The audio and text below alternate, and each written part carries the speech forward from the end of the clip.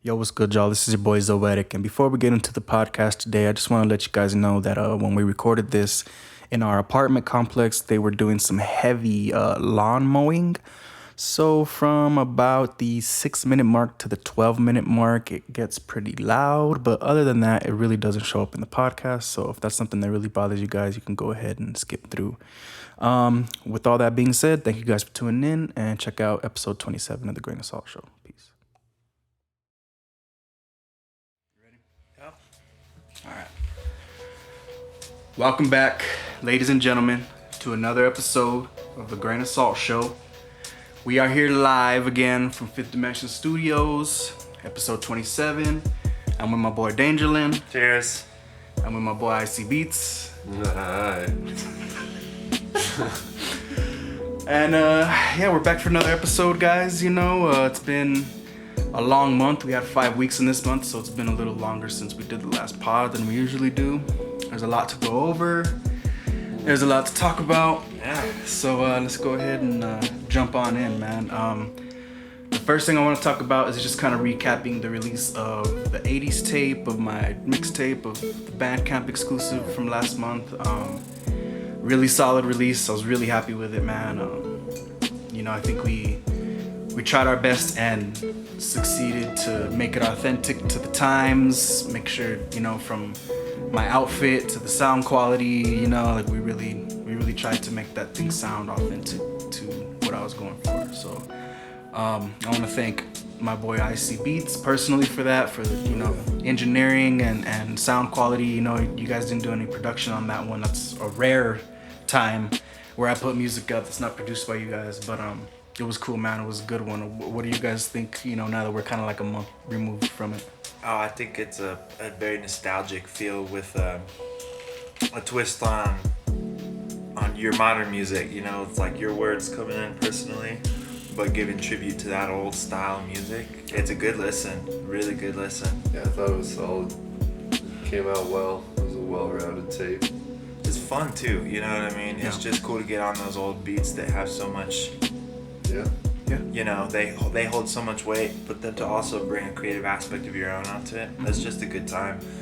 Yeah, man, I had a lot of fun doing it specifically because I've been working so hard on this R&B shit this whole year that I really haven't done much rapping. You know, I do some stuff here and there, but I think that tape I really was able to get into that, you know, just throwing some bars out there. I wasn't focused on writing the songs. There's no hooks. It felt as a listening standpoint, it felt real natural on your end, you know what I mean? Definitely. Even though like you weren't doing exact, you know, bar for bar for what it originally was, but you're doing your own stuff, like Yeah, absolutely. it felt like there was less pressure on it, probably because it wasn't like a Deuces Wild project that you're Right. putting out with Tone, produced by Fifth Dimension, you know what I Yeah, mean? yeah. It was more of a, hey, keep you on your toes musically, but also have a little fun with it. For sure. It's a short, sweet, fun listen. So if you haven't heard that one yet, please go to my Bandcamp, zoetic5d.bandcamp.com.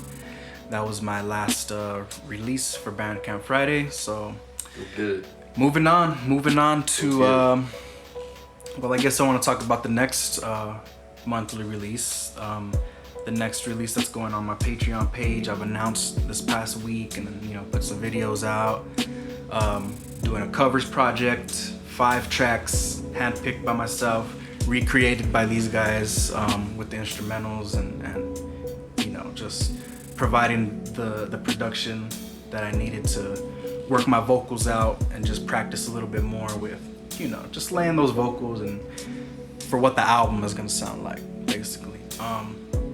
So we've been going through recently this past week, we've been mixing it pretty heavily, you know, putting in the time for the sound quality. We did some tests and stuff like that. Coming off of the heels of that, what do you guys think of the previews that we heard yesterday? I hate to sound redundant, but I'm pretty fucking excited. You know what I mean? I thought it sounded great. This one, since we did have a part to play in the production and the instrumentation, of course, for me, that was just so much fun to recreate, you know, and to have like a base template of what your music is supposed to sound like. is kind of nice. You know what I mean? It's kind of it kind of does give a sense of ease to the process, but at the same time, like it's not exciting to make. You know what I mean? And after hearing the tests that we did on it, I was actually really surprised with how well everything turned out. So. Mm-hmm. Yeah, I feel the same way. I think it's on point, honestly. I might be more excited for this one than I was for the 80s project, which is saying a lot too. Yeah, no, I mean, you guys had a lot more input, like you said, on this one, and just how hands-on we were with just creating it. You know, I would show you guys these songs and I'd be like, hey man, you know, you think you guys can recreate this maybe? And just take a couple listens, and you guys were able to provide what I needed now. So it's a fun process for sure. Really fun, really entertaining to be working on stuff like that, even in the moment. Yeah, absolutely, man. I had a lot of fun with it, man. Just putting in some hours, some long days of just getting the recordings right, getting the mixing right, and then just, you know, handing it off to Gator and just, you know, do your thing to, you know, polish it up basically, and that's exactly what happened, man. Well, so. And also on that, just as like a little covers album, just a fun little, you know, Patreon exclusive type project, you know, for it being what it is, and giving you that opportunity to just kind of mess around with your vocals a little bit more. That I think was a huge success in that department. You know what I mean? Because I feel like even if you use this project as like a sort of preliminary, or one of the preliminary processes of like kind of, you know, testing out the vocals and just stuff like that, I think it was way more than a success on this project. Absolutely, for sure, man. I mean, and that was definitely the whole idea of, even with some of the tracks that I did a lot earlier in the year that I kind of revisited, and, you know, with some surprise of how good they sounded. This was definitely like it was like practice basically. You know, you hit the gym, you practice, you run drills, you do all you can so that when it's time for the game, you're ready and you know what to do. You're just applying everything that you're doing in practice. I think that's definitely what the covers provided for me. Just finding, and more so just background vocals, bro. Like I think my main goal going into this year and going into this project was get the background vocals right, because that was one of the things that I felt was really lacking on Going the Wrong Way. You know, there's good songs, it's good songwriting stuff, but there was just so much that I wanted to do much more in the background, because you know, I just knew what I was capable of, and I just knew that I just had to figure it out and play with it until it sounded great. And I think I've finally reached that point. And it's funny, man, because we do this podcast every month, and every month I feel like I hit a new breakthrough. I hit a new ground of just like, well, fuck, now I know this, and now I'm just this much better because of it. And I just feel like every month it's been like that this year. Yeah, so I would agree with that. This past month was just like another, like, you know, it was kind of like a weighing. I was feeling the highs of like, damn, this sounds really good, but I was also feeling some lows of just like, fuck, man, I've been working so hard on this shit, man. And like, I don't know, man, just as an artist, you want to see it get the reception that you feel it deserves, you know. And I think my biggest fear is just I've dedicated this entire year to this album, man, and I just need to make sure that it does something for me, you know. It will, though. It will, because Going the Wrong Way was, you wouldn't be anywhere close to where you are now if you hadn't done Going the Wrong Way. You know what I mean? Even though there's like, okay, well, you know, there's good songwriting, there's some good songs in there, but it's not everything you wanted it to be. Without that, you know, draft, you could call it, without that draft of vocals and experimentation, you wouldn't be where you are now. And where you are now speaks volumes to the amount of work that you've been putting in on your music too. I mean, nobody gets to see it as often or as close as we do, you know.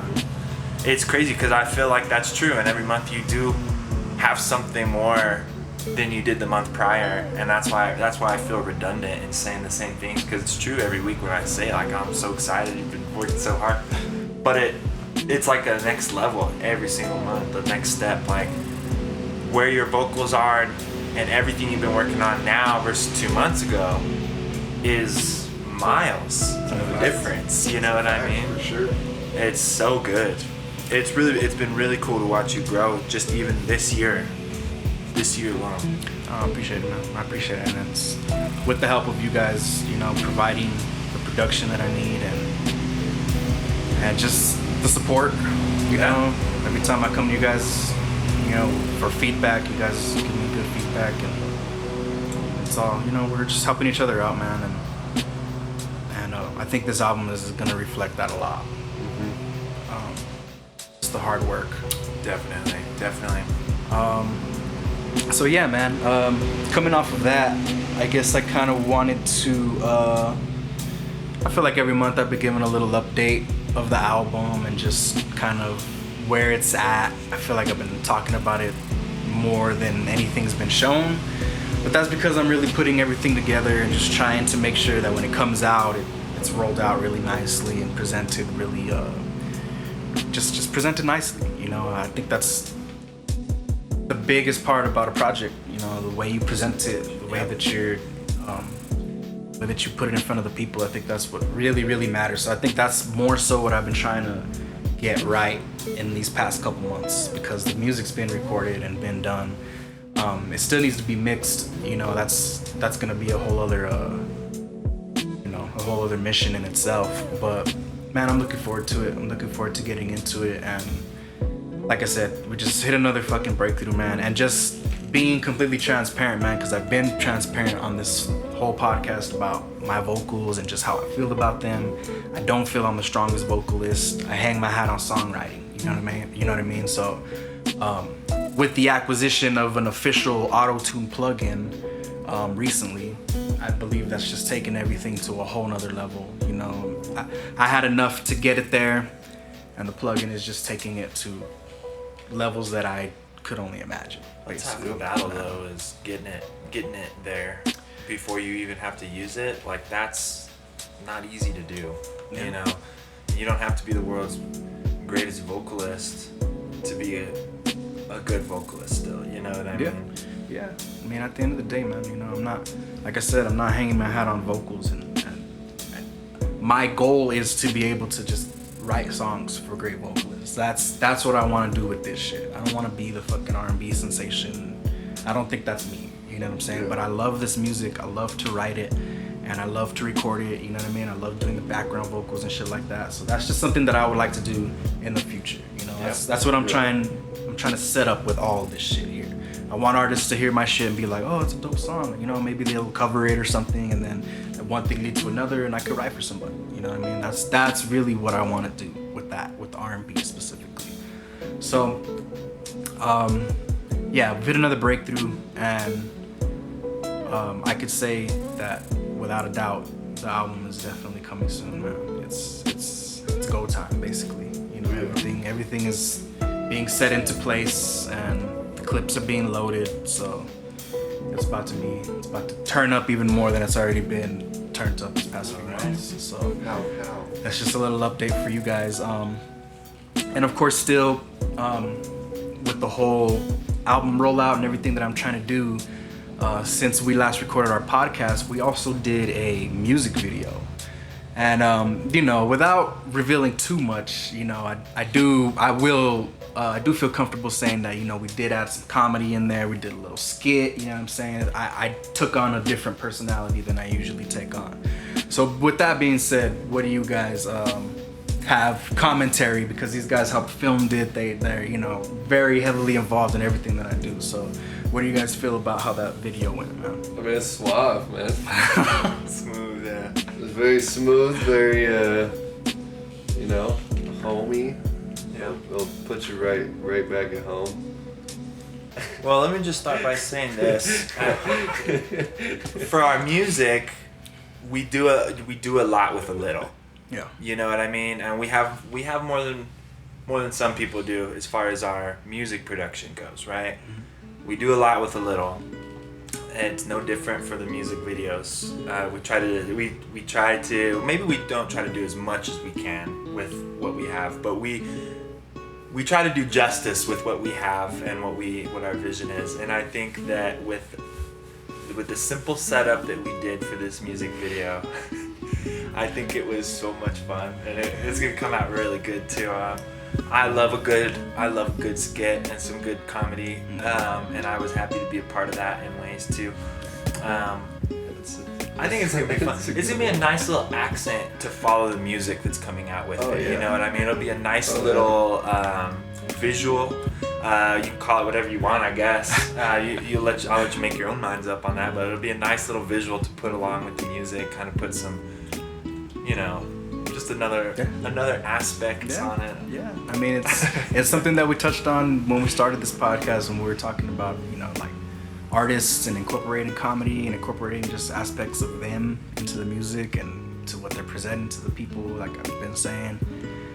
And that was just something that I'd never really done before. We've kind of joked around and messed around. I think on the 5D album was probably the most that we've ever joked around. But this time, I just wanted to do something fun, something a little funny, and I hope when it comes out, people are fucking with it now. I think they will. I was super happy with DJ Fake Gucci Belt. And if you don't know what that is, then you need to head over to, is it Patreon? Yes. Yeah, head over to the Patreon page and check out some of the Zoetic exclusives over there, and you'll know what I mean by that. That's funny. That was great. I knew you had it, and I knew you had the vision when after that, and you came out with this music video idea, and it was fun. I had a good time. I was really surprised. I don't know why. Maybe not surprised isn't the word, but I was really happy to see the outfit choices. Yeah. Phenomenal.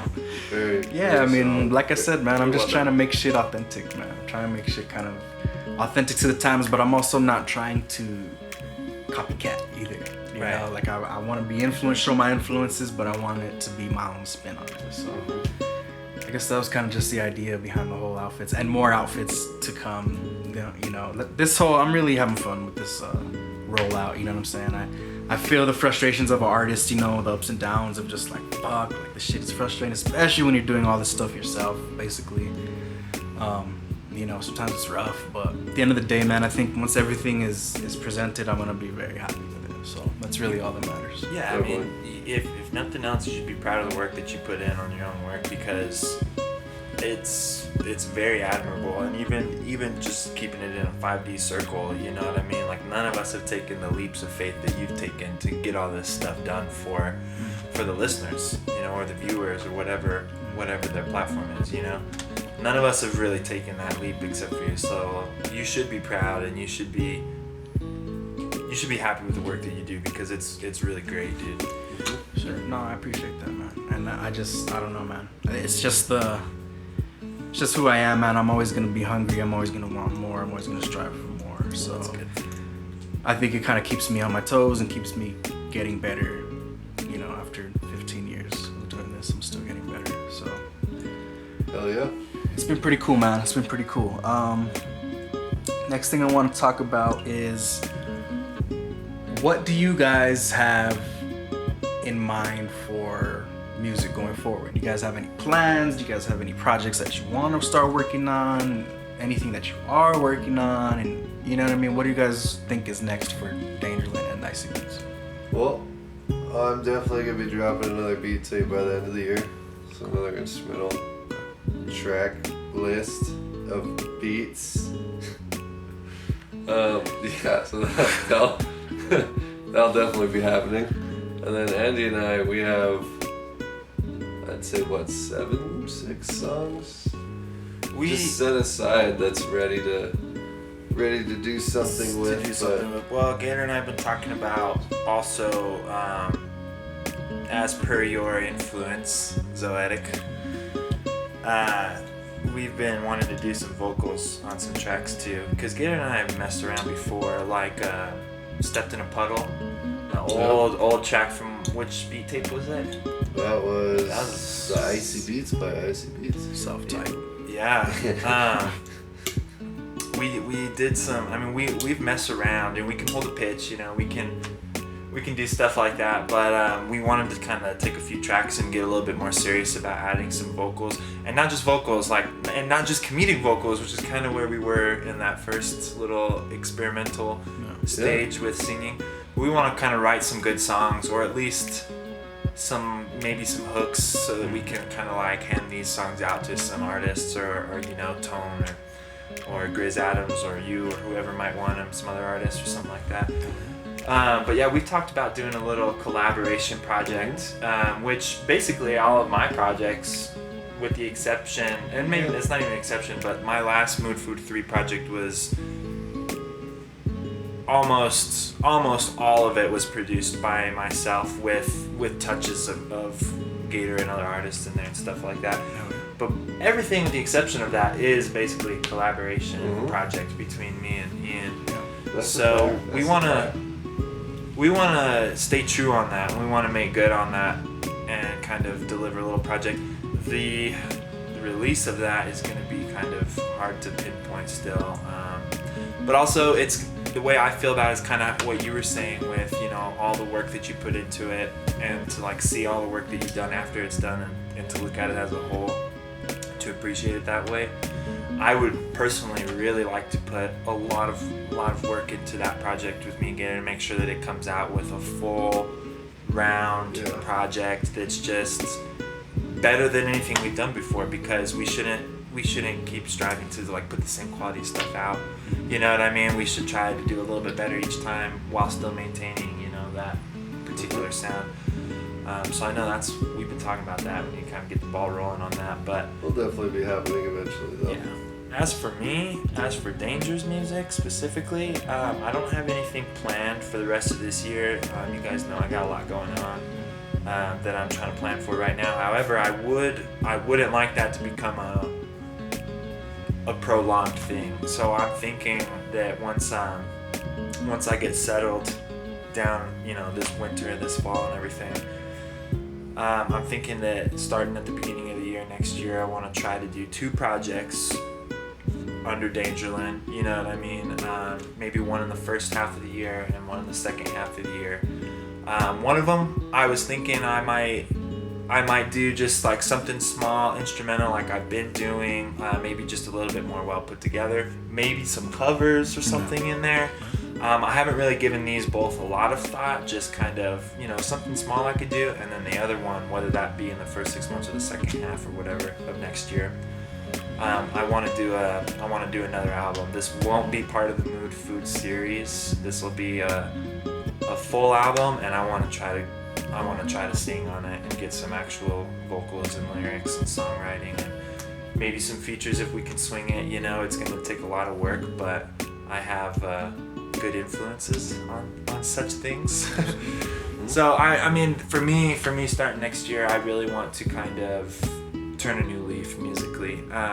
It's not going to be easy, but it nothing good ever is, you know. So I want to really try to do something awesome with my music next year. But as for right now, I don't have anything working. I mean, I have some old archived stuff that I could pull up, but at the same time, you know how it is when you want to like start fresh. I mean, like I said, you have so much input on not just the covers project, but my album that's coming out, man. I look at that as our album basically, because there's so much jam-packed into it, you know, that we've all provided, from production to background vocals, and it's just, I think this album kind of just culminates our 3 specifically's relationship over the past year, and establishing a new place to create, establishing new environments, you know what I'm saying? Right. I think that's what this album represents. So yeah, man, I mean, just because you're not putting nothing out this year, man, you know, you've still put in work this year. So. Right. Well, I still feel good with myself as a musician this year, because I have worked on stuff, you know what I mean? Absolutely.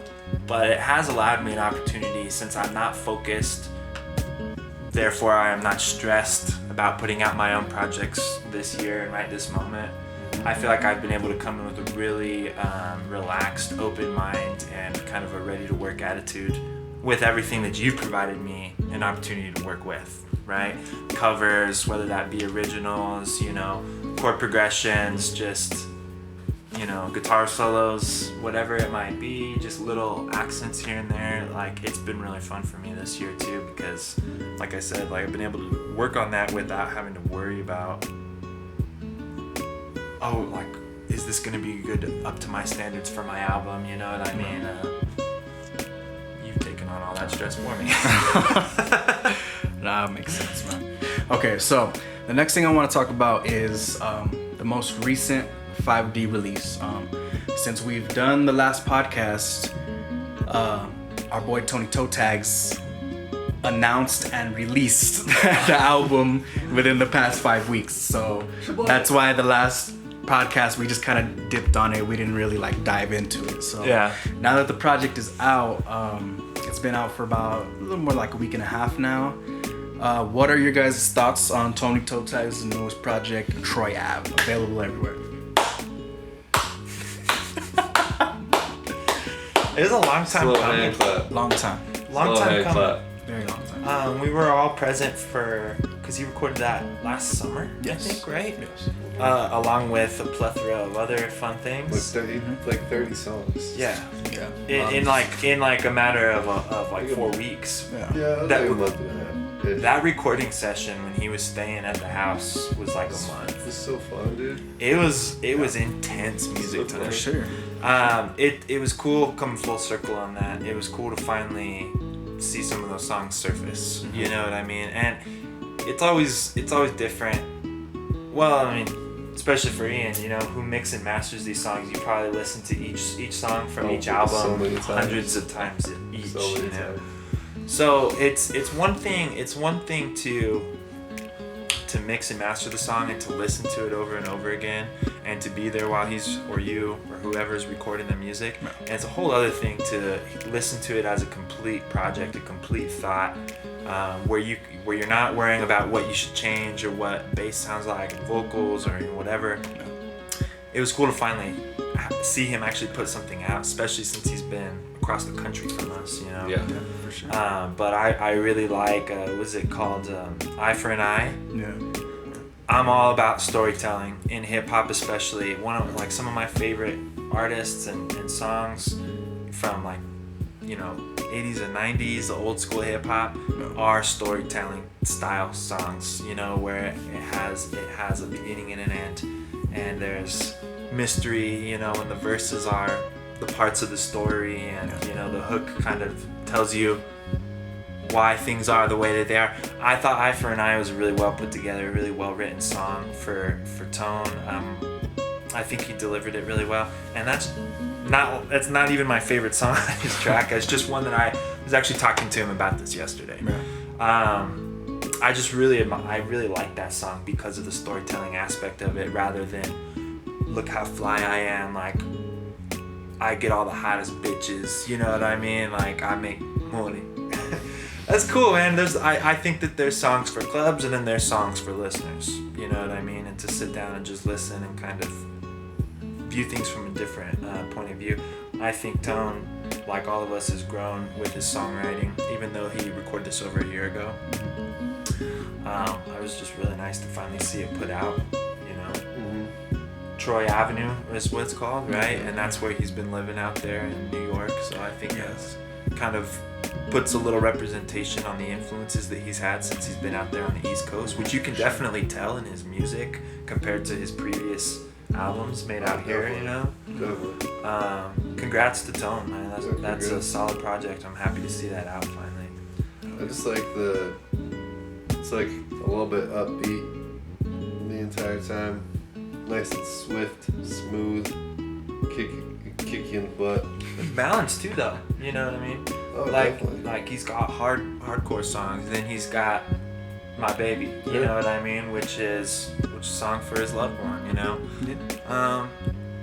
That's cool, man. Like I think that it's cool because before I feel like Tone had a really big focus on trying to present himself a certain way, which there's nothing wrong with, you know what I mean? But you can over and underdo things sometimes, you know, and that's part of the learning process, of course. But I think for this project specifically, balanced it out really well with all the different songs. Mm-hmm. I would agree. Yeah, man, I definitely would agree with that. What I told him specifically is I told him like, man, this is your most well-rounded, diverse project. You know what I mean? It's really short, but every song addresses something different. You know, you got fun songs, you got a song for the girl, you got a story song, you got, you know, he's covering all bases, and I think it's his most well-rounded, it's his most cohesive. You know, from listening front to back, it flows right into each other. He did a great job recording, just delivering those tracks. You know, he's a very prideful MC, you know, so he prides himself on the lyrics and the delivery and you know, just being a well-rounded MC. I think he really did that on this project.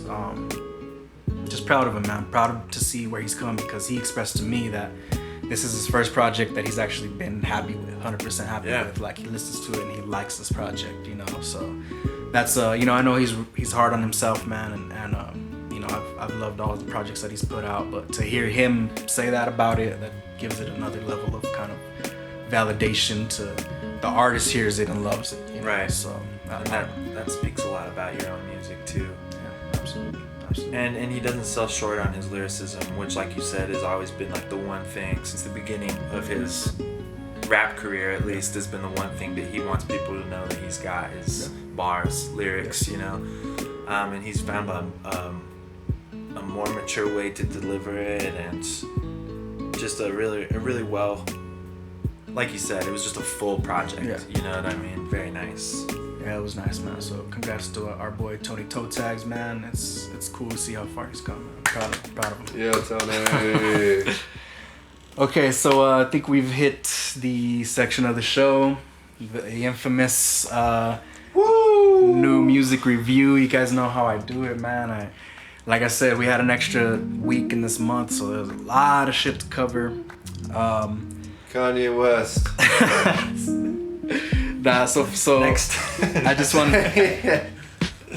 I don't even care, man, to be honest. There's so much people out here holding it down. I agree. It's not even Let's forget about Drake and Kanye. It's not even West. a desire for me right now, but I'm not gonna forget about Drake, but I'll forget about Kanye West. I mean, it is what it is, man. So, first thing I want to talk about is actually something that I forgot to talk about on the last podcast, because I've been bumping this album for the past couple months. Children of Zeus, Balance. These guys are from the UK, and me personally, man, it's hard for me to get into UK rap, like the accent, and just sometimes sometimes it's hard for me to connect. But this album, man, it's very, very just, it's neo soul, R&B, that beautiful instrumentation, that soulful shit that the UK is known for, man. There's a singer on there. I don't know who the people are. I don't know if it's a group or a band or what, but there's a lot of people on the tracks. But the main singer dude who's singing, man, the dude is just out of this world talented. His harmonies, his background is just beautiful. Children of Zeus, and it's called Balance. So yeah, man, that was one. And like I said, with the UK rappers, man, they on first listen, it was kind of hard for me to grasp it, but ever since I've been listening to it after, man, they really fit the vibes of the track, and they really provide, you know, it wouldn't be the same without them on the track, so I've grown to appreciate it, man. So Children of Zeus, Balance is one of my favorite albums of the year so far, for sure. So now we can get into new music. Isaiah Rashad, man, of course. Yes, It's been a long time coming, man. It's been about 5 years since he last put out The Sun's Tirade. And he's been putting out little loose singles here and there, you know. TDE, they're very... TDE's TDE, you know. So he put out a very lengthy project. I think it's like 17, 18 tracks, something like that. 16, okay. And jam-packed. It's definitely it's a new style, but it's still Isaiah Rashad, you know. He still brings that Tennessee kind of, you know, that southern swag, that southern draw, but it still sounds like TDE, you know. Yeah. I really enjoyed it, man. Definitely fucking with the project, man. I noticed, I guess now that I'm working so much on vocals, I'm kind of hearing the way he does his vocals, and it's interesting because he's a rapper, you know. He's not R&B or anything like that, but what he does with his vocals and his hooks and his backgrounds and shit, he's really nice with harmonies and little just like singing backgrounds and shit. And he has a lot of girls singing background on this album too. I really like that. Dope project, man. Oh yeah. Dope project. Very, very dope project. I've been on Isaiah's project for this past few weeks actually, because y'all know how I do it. Of course. I don't intake a huge amount of new music at one time, but I do get to it eventually. Which is why when you say stuff I've never heard of, I try to get on right then and add the album so I can listen to it and stuff. Even though it's like we're never gonna talk about it on the podcast after this moment maybe. But for the Isaiah Rashad album, I was actually I I've been jamming it. I've been really, really happy with it. I like that it's a new project. Like you said, we haven't gotten anything from him in a while. You can still get bits. I mean, obviously, it's still himself. You know what I mean? The certain flows, the certain kind of rhythmatic patterns that he does, and I can't remember which particular song it was on the album, but you're like, okay, like we got this on his last album, like this style of flow, you know, this kind of style of rapping. So you have that familiarity when you're listening to it, if you're an Isaiah Rashad fan or just listened to his stuff before. But then you see the growth that's happened since his last album, and a lot of songwriting and a lot of the musical aspects to a lot of the songs. One song that I from that album that I've been playing a lot is Headshots. Yeah, I love that shit. It's probably my favorite track on the album. Yeah, I mean that track seems to be one of the tracks that once it's finished, I'll go back and listen to it again. Well, I think out of all the songs on the album, that's the most vintage Isaiah Rashad. Right. And I mean, I think it hits too. And then the True Story, which is the one featuring J-Rock. No, yeah. And I gotta give a shout out to J-Rock for that feature because I love his flow, man. He's a monster. I love how he just takes the simplest words, like the simplest concepts in life that you would never think twice about in songwriting, and just incorporates them in such a smooth and easy way. And the particular bar that I'm talking about is baby poop. I just, like, it's not something to be super impressed about, but I was just happy. I was happy with J-Rock's feature on that for sure. I love TDE, I love J-Rock as well, and I've been a really big fan. Not as big as I could be, but I've been a big fan of his since I started hearing him and Kendrick kind of get together on some stuff back in the day. But overall, one of my favorite projects so far. I'm still listening to it. I'm still enjoying it. Yeah, it's dope. So. Would agree. Word. It's true. Yeah. Dude, you're saying it all today. I know, I got a lot to say today. I'm sorry. Saying It's all it all good, man. This is what it's for, man. Oh my This is what the God. podcast is for, man. I sit here in the middle. Dane Funk, legend from the West Coast, put out another instrumental project of some real dope synth jams. Y'all know how Dane Funk gets down, man. He does not miss. Liv, she put out the deluxe version of her Couldn't Wait to Tell You album last year, which was one of my favorite albums last year. The deluxe is okay. It's about 6 new tracks, and they're alright, but the old album was my shit, man. Duran Jones and the Indications put out their new project. I think it's called Safe Place or something like that. Safe Place. Dope R&B group, man. They do that thing where, you know, the lead singer and the drummer will switch off on lead vocals, you know what I mean? The drummer has a really dope falsetto. They make really old school jams. Before this album, they were making really like 60s sounding, like doo-wop kind of sounding music. This one is definitely more so centered around 70s, like type of almost disco, really funky rhythmic shit. Really dope shit, man. Really dope shit. Those guys, they don't miss, man. Just dope songwriting, the way they present their shit. And they're just one of those groups nowadays that are just doing a really vintage sound, and they're making it sound really authentic with just credible vocals. I feel like that type of sound is just coming back. Oh yeah. You know what I mean? I mean, in a lot of ways, it never left, you know, but yeah, for sure. Which I love, like, I mean, it doesn't matter if it's vintage hip-hop, vintage rock, or soul, or R&B, or vintage, you know what I mean, like hip-hop, or anything like that, dude. That's just funk, you know what I mean, vintage funk. It's just making a comeback, but I'm happy to hear it. I'm happy to see it. You know what I mean? Yeah, Very much so. Yeah, it's dope. It's a dope cruise around album, man. We bumped that when we went to this guy's hockey game a couple weeks ago. Yeah. It's a pretty long drive in Denver, so we just threw something on, man, and it rode out pretty nice. It was nice. Nas, man, King's Disease 2. Nas and Hit Boy, bro, put out another So good. fucking solid album, bro. I mean, So good. I really liked King's Disease 1, man. I thought it was one of the best Nas albums in a long time. This one, man, whew, like, they just stepped it up another level, man. Nas is on point as he could ever be lyrically. He's sharp, he sounds fresh, he sounds motivated, he sounds inspired. Hit Boy with the beats, man. Just that dude kind of speaks for himself at this point. Like, he's putting out so much quality shit, and the dude is kind of I think he's making his stake for one of the best of his generation for sure, because the dude is so versatile, working with so many different artists, you know, and I like how they were doing like the album release party and stuff, and he was on the mic and he was just talking to everybody, and he was like kind of throwing a little shade because, you know, he used to be signed to Kanye, and Kanye put him under a shit publishing deal, and he worked hard to get out of that fucking deal.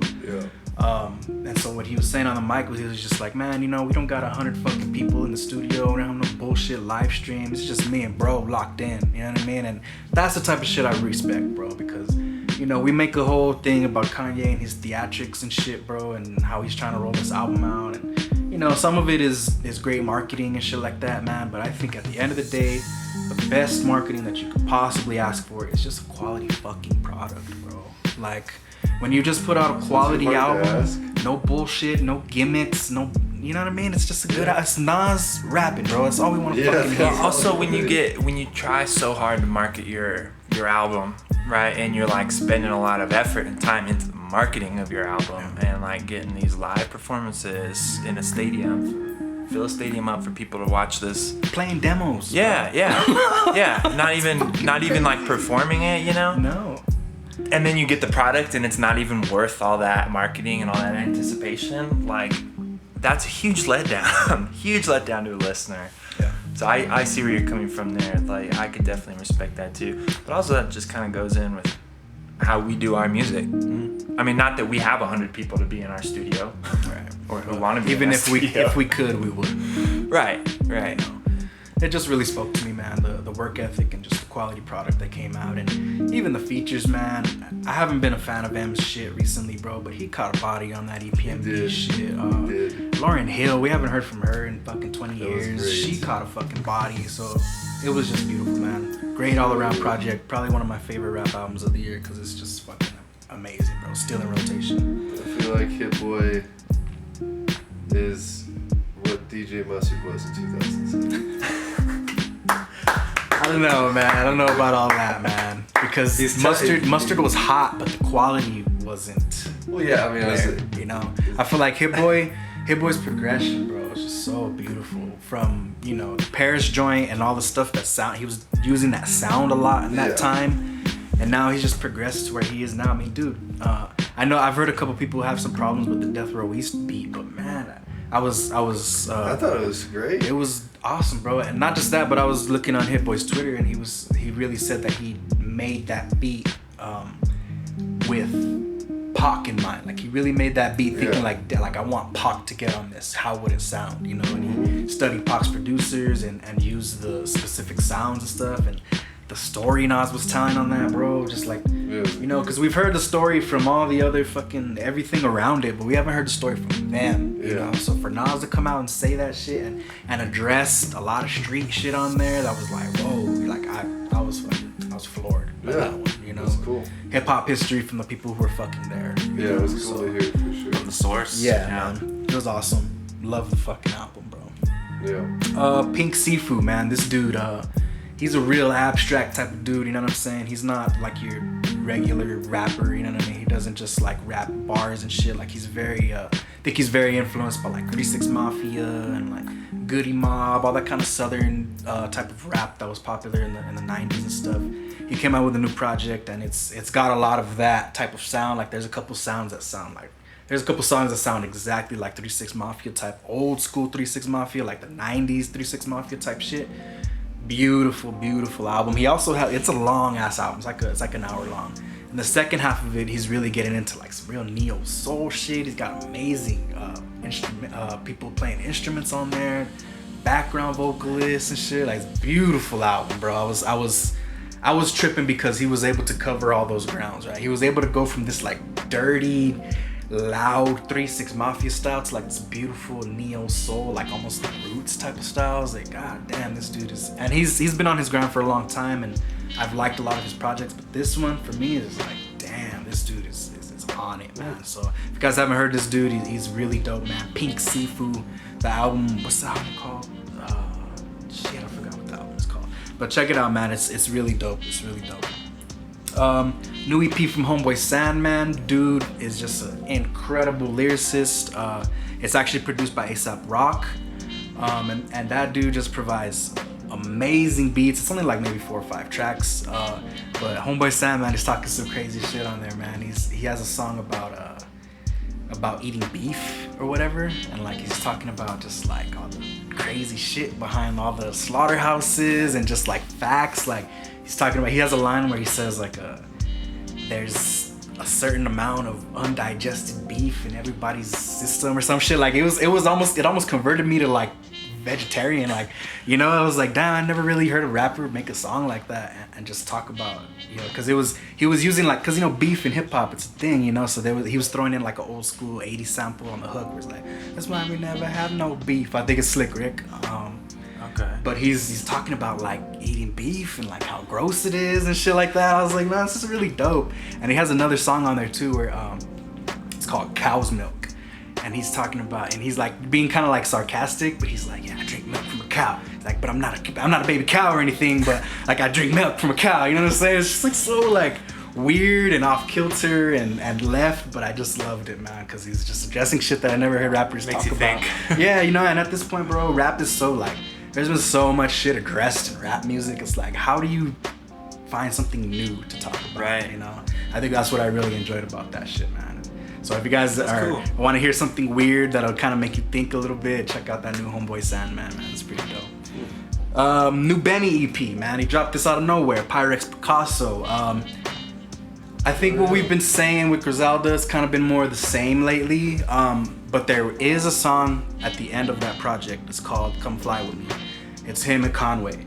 And this is a type of beat I've never heard any of them rap over. Like this is very, it's like smooth, just blaze, live drums, kind of like sped up soul sample. Yeah. Like it's beautiful, bro. It kind of sounds like some early Hove shit, like Rockefeller type shit, man.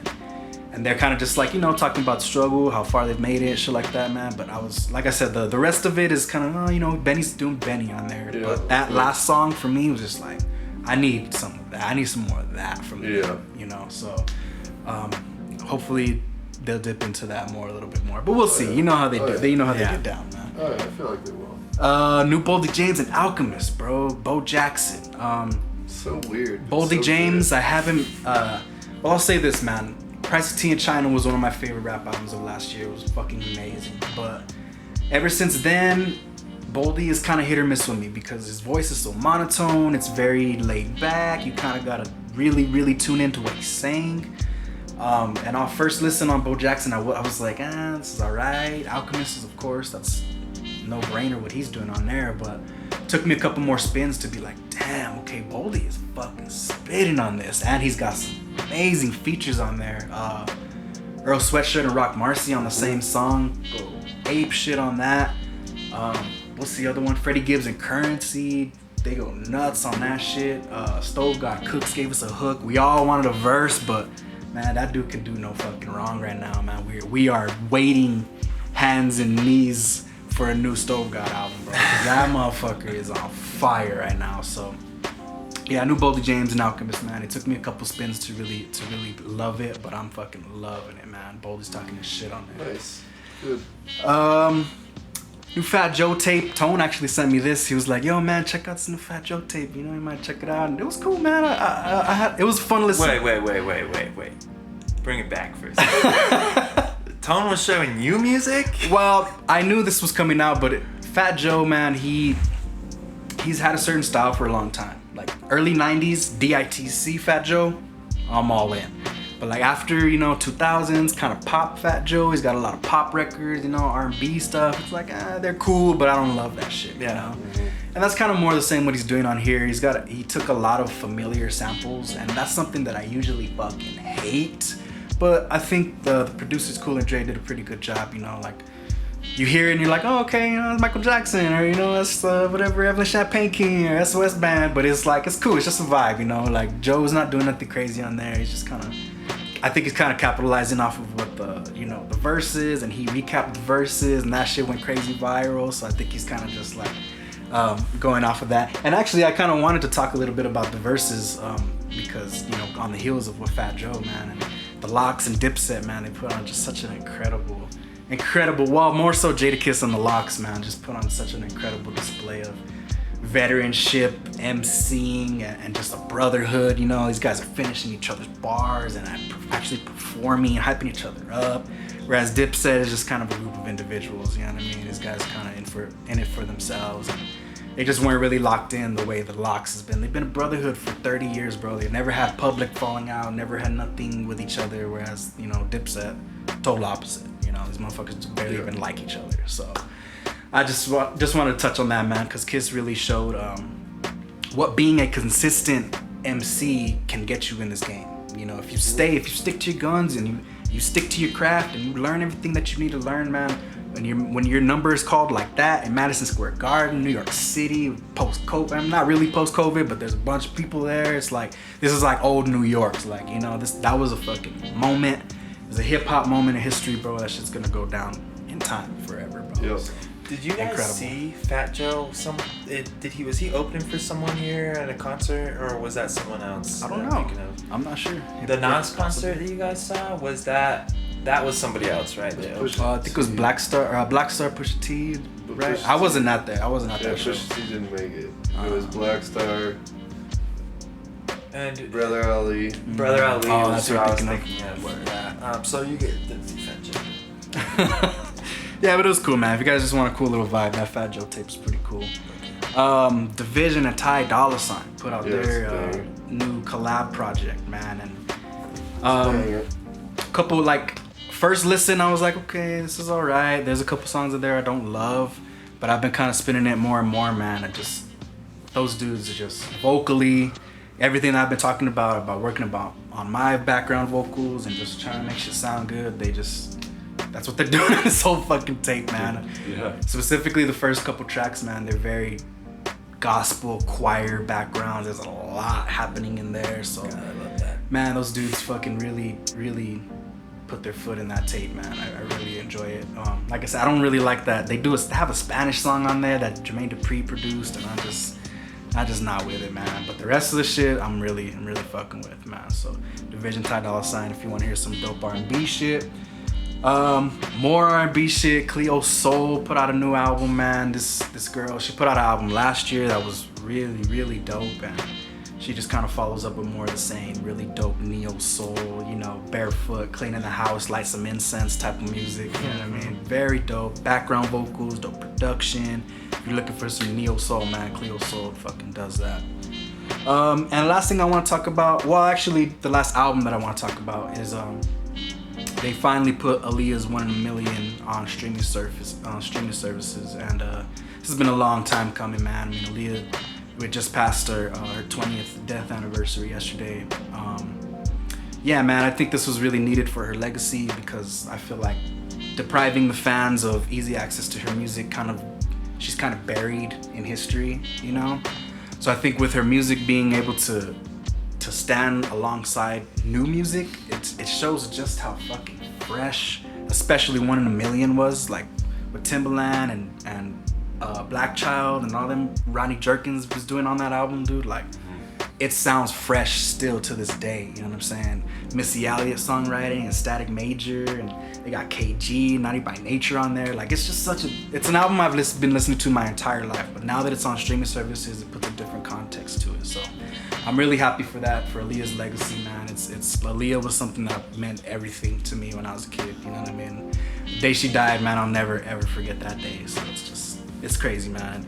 I hope that her legacy is able to live on now that her music is available, I want to talk about a couple of singles, and then we'll go ahead and wrap it on up. New Silk Sonic single, man. Everybody was really anticipating more Silk Sonic because the first single was fucking amazing.